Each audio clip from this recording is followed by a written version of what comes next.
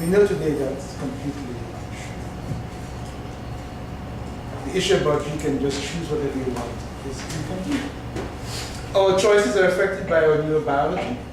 Our limbic system is very much active in terms of affecting our emotions. Our genetic endowment. Take, for example, different types of addiction, whether it's sexual addiction, substance abuse addiction. They've identified the genes that predispose people to that. And so when there's a predisposition, and some people are predisposed more than others, combined with the environmental factors, persons end up being a victim. So the biological aspect, psychosocial factors affect our choice. When we're stressed, what do we tend to do? Some of us tend to eat. All right, just find ourselves going to eat. Okay, that's driving us to do that. If we feel lonely, what are we being driven to? We're driven to connect. So the whole concept about the blank slate that you can just decide to do and that not influenced by other factors totally has no bearing.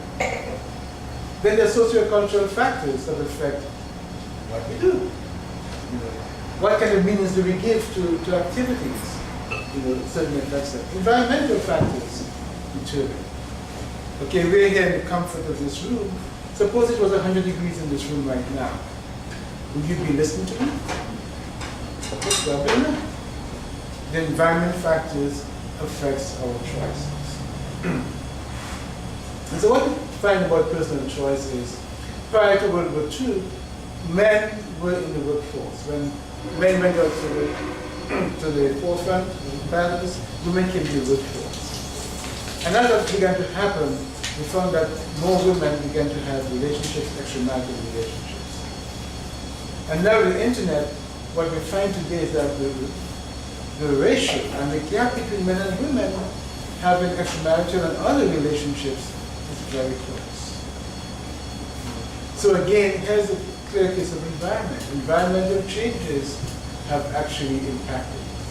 So when we talk about lusting, when we talk about choices, when we talk about infidelity, all of those are different factors.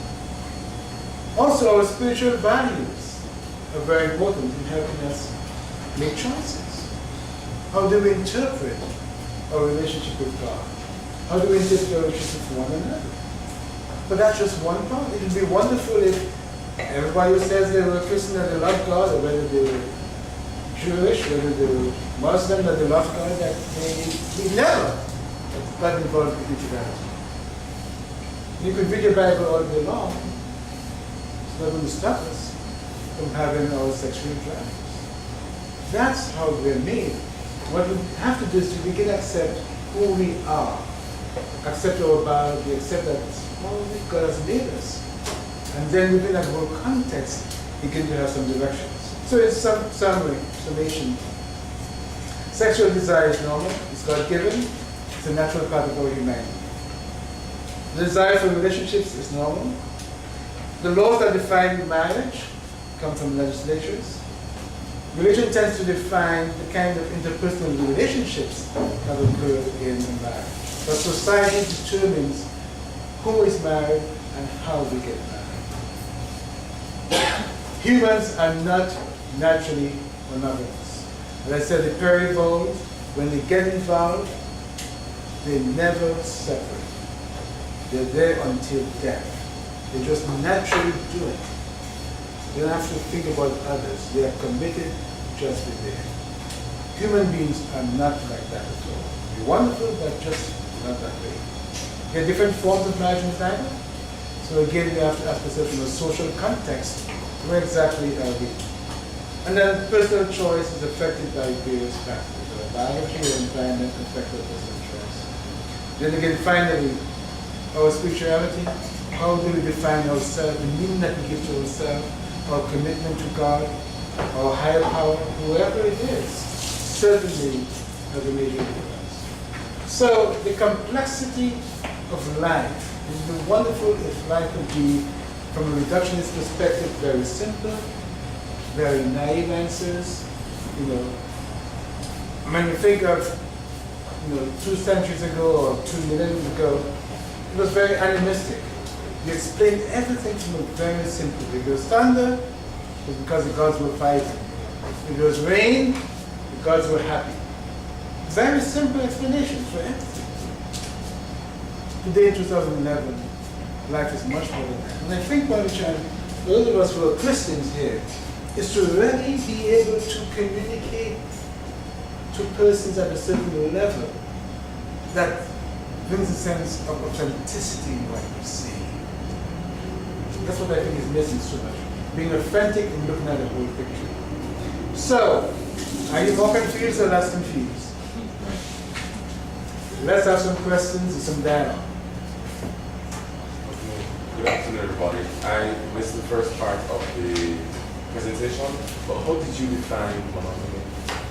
How did you define it? Monogamy is a commitment to one person, to one animal. If you're an animal, you're committed to that one person for life.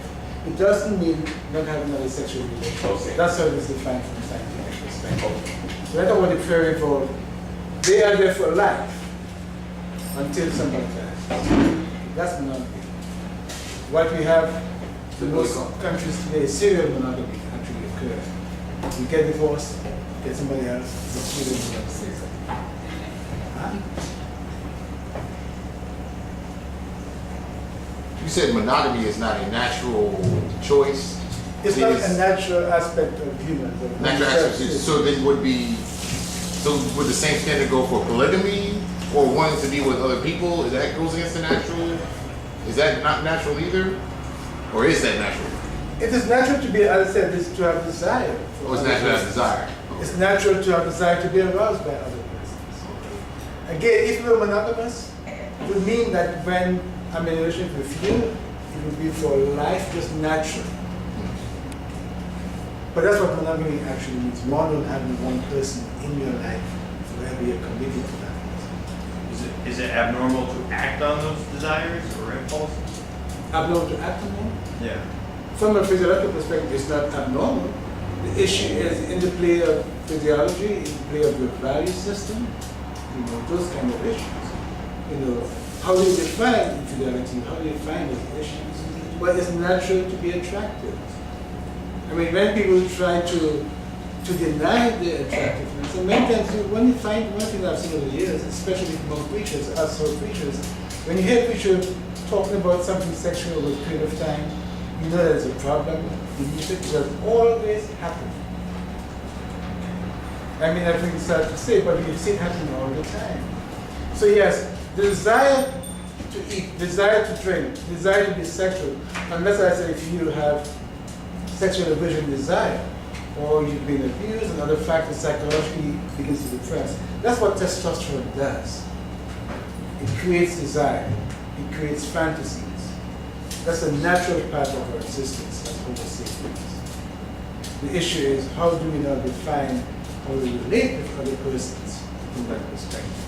So not denying it, but accepting it, and then having a value system to determine that. Okay, now.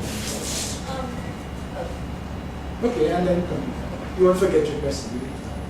Can two different human beings have the same biochemical pheromones? Can two what? Different human beings have the same biochemical pheromones? Have the same? Very similar. I mean, the point is, each of us is different. And what we found is that we respond to those pheromones. What might attract you, you don't attract somebody else. So it's similar but still dissimilar to itself. And that's why, as I said, we talk about imprints.